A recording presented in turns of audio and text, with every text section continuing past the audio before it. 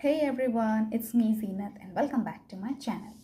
आज हम सब स्टार्ट करने वाले हैं क्लास 10th की बुक पनोरमा पार्ट 2 से 7th पॉइंट, जिसका नाम है द स्लीपिंग पॉटर। ठीक है, तो इसको लिखा गया है लक्ष्मी प्रसाद देवकोटा के द्वारा।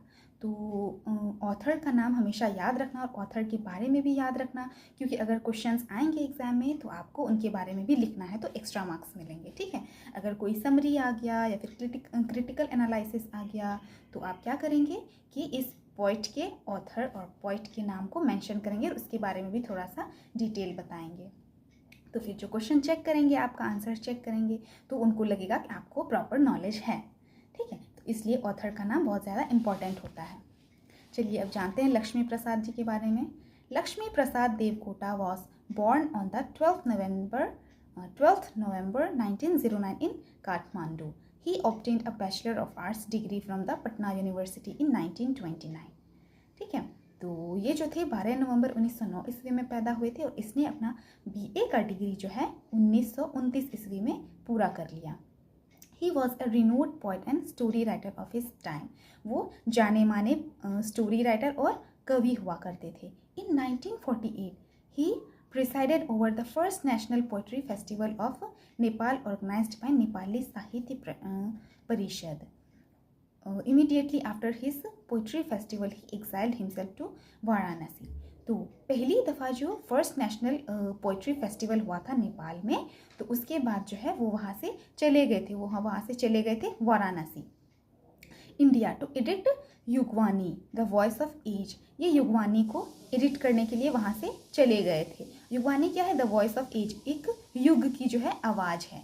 विच was a mouthpiece of the Nepali Congress. Nepal में जो कांग्रेस थे वो अपनी माउथ पीस मीन्स वो अपनी बातों को बताने के लिए लोग अपना ओपिनियन बताते हैं। नेपाली कांग्रेस जो थे वो माउथ पीस युगवानी के थ्रू से अपने ओपिनियंस, अपने थॉट्स बताते थे। In Nepal his house and properties were confiscated by the government. और उनका प्रॉपर्टी जो है वो नेपाल के गवर्नमेंट के द्वारा जब्त कर लिया गया था। कॉन्फिस्केटेड मीन्स होता है जब्त कर लेना। चलिए, ये कुछ डिटेल्स है ऑथर के बारे में, तो आप इसको पढ़ लेंगे अच्छे से, और अगर लॉन्ग क्वेश्चन आंसर आएंगे एग्ज़ाम में तो आप इसके बारे में भी थोड़ा सा मेंशन कर देंगे, तो फिर बहुत अच्छे से हो जाएगा। देखते हैं द स्लीपिंग पोर्टर। स्लीपिंग का मतलब तो पता है आप सबको, स्लीप में सोना होता है, नींद वाला सोना। और पोर्टर का मतलब क्या होता है? A kind of coolie. Coolie को आप सब जानते हैं, जो ट्रेन में हमारा लगेज उठाता है, जो रेड कलर का ड्रेस पहनता है और हमारा जो कि बहुत सारे सामान रहते हैं हमारे पास, तो कूली जो है उनको सर पे उठा के, हाथ में उठा के वो हमें ट्रेन में बैठाता है, जो हमारे सामान को कैरी करके लेके जाता है। तो पोर्टर भी एक प्रकार का वही होता है जो कि हमारे लगेज को कैरी करके हमारे लगेज को कैरी करके लेके जाता है हमारी सहूलियत के मुताबिक। अब इसी के बारे में हम पढ़ने वाले हैं। यहाँ पे देखते हैं। A 25 kilo load on his back, spine double bent means. अब स्लीपिंग पोर्टर, एक स्लीपिंग पोर्टर के बारे में ये कहानी है, ठीक, जो कि सामान को कैरी करके लेके जाता है। 25 किलो का सामान उसके ऊपर लदा हुआ रहता है। और पोर्टर जनरली ये पोर्टर जो है पहाड़ी वाले इलाकों में, अब नेपाल में जो है टूरिस्ट लोग आते हैं, पहाड़ पे लोग चढ़ते हैं, तो क्या होता है वो उसके लगेज को, वहाँ का लोकल जो एरिया वाला इंसान रहता है वो उसके लगेज को लेके जाता है, आता है, कैरी करता है, ठीक, तो उसी को पोर्टर कहते हैं, sleeping porter.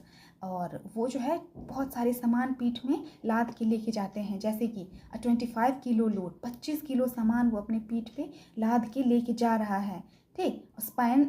Back spine double bend, spinal cord जो होता है, रीढ़ की हड्डी जो होती है वो बेंड हो जाती है जनरली। अब आप इमेजिन करो कि आपकी पीठ पे बहुत सारा सामान है, तो आप ऑब्वियसली आप झुकोगे ही थोड़ा सा, और इसका जो है डबल बेंड, वो और बहुत ज़्यादा ही झुक जाता था, क्योंकि उसके पीठ में बहुत सारा सामान रहता था, बहुत किलो वजन रहता था, 25 kilo. A 6 mile climb up in the snows of winter, naked bones skeleton like frail frame। 6 mile जो है, 6 माइल अप्रॉक्स 8 और 9 किलोमीटर के बराबर होता है। Climb up in the snows of winter, ठंडी के दिनों में, जाड़े के दिनों में वो ऊपर चढ़ाई करता है, जो कि 8 से 9 किलोमीटर होता है। नेक्ड बोन्स, खुली हड्डियाँ, स्केलेटन लाइक फ्रेल फ्रेम, और स्केलेटन मीन्स होता है हड्डियों का ढांचा, ठीक, लाइक फ्रेल फ्रेम, वो एकदम दुर्बल हो जाता है, कमज़ोर हो जाता है, स्केलेटन टाइप बन जाता है, ठीक है। और वो अपने पीठ में सामान इतना लाद के इतनी मेहनत करता है। जनरली नेपाल जो है ना वो एक ट्रैकिंग वाला ये है, वहाँ पे बहुत सारे पहाड़ रहते हैं और वहाँ पे जनरली लोग पहाड़ों पे चढ़ने के लिए ट्रैकिंग करने के लिए जाते हैं। तो शेरपा नाम का जो कम्युनिटी होता है वहाँ पे, तो वो वहीं के आसपास रहते हैं। तो वही लोग हमें पहाड़ पे चढ़ने में मदद करते हैं और वही जो है स्लीपिंग पोर्टर का भी काम करते हैं। मतलब पोर्टर मीन्स का जो हमारे लगेज को यहाँ से वहाँ लेके जाता है और हमें आसान कर देता है हमारे काम को, ठीक है। तो वहाँ पे शेरपा कम्युनिटी के जो लोग हैं वो पोर्टर का काम करते हैं और हम 25 किलो सामान लगभग अप्रॉक्स बताए हैं और ज़्यादा या कम हो सकता है, तो उसको पीठ पे लेके वो सामान हमारा कैरी करते हैं। ठंडी के दिनों में बर्फ़ गिर रहा होता है, ठीक है, और वो जो है कमज़ोर दुर्बल हो जाता है, लाइक स्केलेटन की तरह, हड्डियों के ढांचे की तरह वो हो जाता है। Yet facing an uphill task, जो कि बहुत ज़्यादा कठिन कार्य को फेस करता हुआ आगे बढ़ता है। He is challenging the mountain, और वो माउंटेन को ललकारता है या फिर चैलेंज करता है और वो ये सब काम करता है, ठीक है। ये बहुत ही मुश्किल वाला काम है क्योंकि पहाड़ों पे जनरली बहुत कुछ हो जाता है, लैंडस्लाइड हो जाता है, वहाँ का बर्फ़ खिसक जाता है, यहाँ से बहुत सारे पत्थर वहाँ पे गिरने लगते हैं पहाड़ के, ठीक है। तो बहुत मुश्किल वाला काम होता है, इसीलिए ये लोग बहुत ज़्यादा दुर्बल हो जाते हैं, दुबले पतले हो जाते हैं और बहुत मेहनत वाला काम होता है ये। He is wearing a black cap, dirty, sweat stained. His body is an abode of fleas and eyes. और उन्होंने क्या पहना रहता है? ब्लैक कैप, ब्लैक कलर की टोपी पहनी हुई रहती है, गंदी सी, स्वेट स्टेन्ड, और उसका जो पसीना है वो महकता है। He is wearing a black cap, dirty, sweat stained. His body is an abode of fleas and lice. और उसने क्या पहना हुआ है? उसने ब्लैक कलर की, काले कलर की टोपी पहनी है जो कि बहुत ज़्यादा गंदी है, स्वेट स्टेन्ड हिज बॉडी, और उसका पूरा बॉडी जो है, पूरा शरीर जो है वो महक रहा है पसीना से। इन एन एबोर्ड, ऐसे लग रहा है कि वो घर बन गया है, फ्लीज एंड लीज मतलब लीखों और जुओं का घर बन गया है। अब देखो वो इतना मेहनत करता है, पसीना आता है, इतनी बोझ उठाता है, पसीना आता है तो उसके शरीर गंदे हो जाते हैं, तो एनिमल कह रहे हैं, छोटे छोटे लीख और जुए जो है उसमें अपना घर बना लेते हैं। हिज माइंड वेरी डल, उसका जो दिमाग है वो भी काम करना बंद कर देता है, एकदम मंद पड़ जाता है। Although it emits a sulphur like सोर स्मेल, और जो है उसका जो ये है वो सल्फ़र जो है ना बहुत ही बेकार सा स्मेल करता है, बहुत महकता है अजीब सा, उसके तरह से खट्टा टाइप से वो स्मेल करता है। But what is stout human figure? Stout का मतलब होता है मजबूत और मोटा।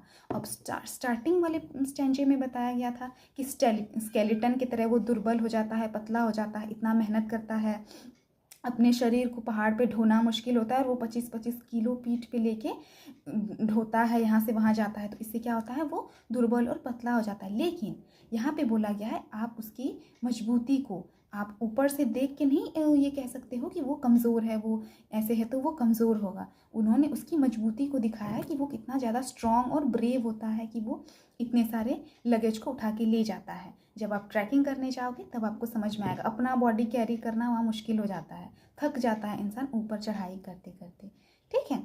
उनका जो जज्बा रहता है वो बहुत ज़्यादा स्ट्रॉन्ग रहता है। वो कहते हैं ना, डोंट जज a book by its cover, कि ऊपर से जो चीज़ दिखता है, जैसे कि कोई छोटा सा पतला दुबला दिख रहा है तो ऐसा ज़रूरी नहीं कि वो कमज़ोर होगा, उसका जज्बा देखो कितना मजबूत है। आप ट्रैकिंग पे जाओगे तो आपको समझ में आएगा वो इतने सारे कामों को आसानी से कर लेता है वो पोर्टर, ठीक है। Like a bird his heart is twittering, panting, he is sweating and out of breath. Like a bird, एक पक्षी की तरह, his heart is twittering, panting, ठीक है, उसका जो सीना है वो एकदम धड़क रहा था और पैंटिंग बहुत ज़ोर ज़ोर से हाँफ रहा था। जैसे कि हम पहाड़ों पे चढ़ते हैं तो वहाँ पे एक ऑक्सीजन की कमी हो जाती है जो हमारी बॉडी को नहीं मिल पाती है, तो भी हम ज़ोर ज़ोर से हाँफने लगते हैं और हमें मुश्किल होता है सांस लेने में, ठीक है। और वो इतना ज़्यादा दूर तक चला था इतने सारे सामान लेके, तो इस वजह से भी वो हाँफ रहा था, ठीक है। He is sweating and out of breathe, और वो बहुत ज़्यादा पसीने से लथपथ था और वो सांस नहीं ले पा रहा था, ठीक है। हट ऑन द क्लिफ, एक झोपड़ी वहाँ पे थी। His son shivering with cold, और उसका जो बेटा था, उसका जो पुत्र था वो ठंड से ठिठुर रहा था, कपकपा रहा था। वोज ऑफ हंगर, और उसको भूख भी लगी थी, शायद वो खाना नहीं खाया होगा। The mother searching for nettles and vines, और उसकी माँ जो थी, मतलब ये माँ कह रही है अपने बेटे के लिए, माँ भी रिवील हो गई यहाँ पे, माँ अपने बेटे के लिए कह रही है कि वो एकदम हाँफ रहा है, वहाँ पे एक झोपड़ी है और उसका बेटा जो है कपकपा रहा है, भूख भी लगी है उसको, और वो कुछ खाने का एक पौधा, नेटल्स मीन्स एक प्रकार का चिपचिपा पौधा होता है, वो ढूंढ रही है, और वाइन्स मीन्स होता है ग्रेप्स, अंगूर की जो लतों से बनाया जाता है एक ड्रिंक बनाया जाता है वही, तो वो एक पौधा और ड्रिंक ढूंढ रही है कि मैं अपने बच्चे को खिलाऊं। Beneath this, hero of the mountain, the proud conqueror of nature. यहाँ पे हीरो बताया गया है, पहाड़ों का जो हीरो है, जो पूरे पहाड़ों पे चढ़ता है, इतने सारे सामान भी लेके जाता है, पूरे पहाड़ों पे घूमता है, उसको हीरो बताया गया है। ठीक, the proud conqueror of nature, conqueror का मतलब होता है विजय पाना, जो कि नेचर से, हमारी प्रकृति पे जो विजय पा लिया है, इतनी मुश्किल सफ़र में वो अपने पहाड़ों पे चढ़ जाता है नेचर के साथ, तो वो कह रहा है कि वो हीरो है, माउंटेन का, पहाड़ियों का वो हीरो है, और उसने विजय पा लिया है प्रकृति से।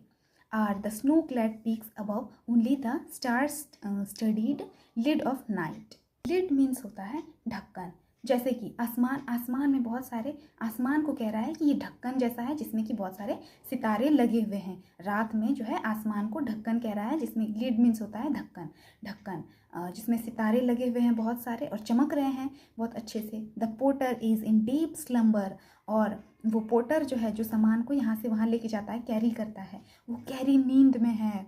स्लम्बर मीन्स नींद। Are reigning over the rich kingdom of sleep, वो इतना ज़्यादा थक जाता है कि नींद जो सोता है ना, बहुत गहरी नींद में सोता है दिन भर काम करने के बाद, और नींद पे जो है शासन करता है, मीन्स किंगडम ऑफ स्लीप, ऐसे बताया गया है कि नींद पे शासन करता है, क्योंकि उसको बहुत गहरी नींद आती है और उसे बहुत गहरी नींद आती है और वो चैन की नींद सो जाता है और वहाँ पे राज करता है। तो इस पोएम में बेसिकली बताया है कि कैसे जो है एक पोर्टर इतना मेहनत करता है, इतना दिन रात मेहनत करता है, और हमारे सामान को पोर्टर के रूप में पहाड़ पे ले जाने में हमारी मदद करता है। तो उसके पर्सनैलिटी के बारे में बताया है कि वो कैसे दुर्बल हो जाता है, इतना मेहनत करता है, 25 किलो सामान उठाता है, उसका बैकबोन जो है, रीढ़ की हड्डी जो है वो झुक जाती है, डबल बैंड हो जाती है, और फिर भी वो मेहनत करता है, और वो थक हार के, उसकी माँ के बारे में भी बताया है कि जब उसको भूख लगती है तो वो मम्मी उसके खाना ला के देती है, और वो ठंड में कैसे ठिठुरता है, और उसे पहाड़ों का राजा भी, पहाड़ों का विजेता भी बताया गया है, प्रकृति का विजेता बताया गया है, और पहाड़ों का हीरो बताया गया है। ठीक, कि कितनी मुश्किल में भी वो अपने काम से हार नहीं मानता है और अपना हौसला बनाए रखता है, और मतलब कि फिजिकल अपीयरेंस से हमको जज नहीं करना चाहिए कि कोई इंसान कैसा है, वो अपनी मेहनत और अपने जज्बे और अपने हौसले को लेके वो इस काम को करता है और अपनी रोजी रोटी कमाता है, और कैसे वो रात में थक हार के एकदम गहरी नींद में सोता है, और आसमान में इतने सारे तारे चमकते हैं तो वो उसमें जो है वो आराम से अपना नींद पूरा करता है और अपनी नींद पे शासन करता है। और यहाँ पे हमारी कविता समाप्त हो जाती है। तो आई होप आप सबको समझ में आया होगा। अगर समझ में आया है तो हमारे चैनल को सब्सक्राइब ज़रूर करें और लाइक शेयर ज़रूर करें। तब तक के लिए मिलते हैं नेक्स्ट वीडियो में। ठीक है, लास्ट पोएम बची है हमारी, ये भी पढ़ लेंगे हम सब, और कमेंट ज़रूर करना अगर कोई पोर्शन समझ में नहीं आया है। ठीक है, बाय।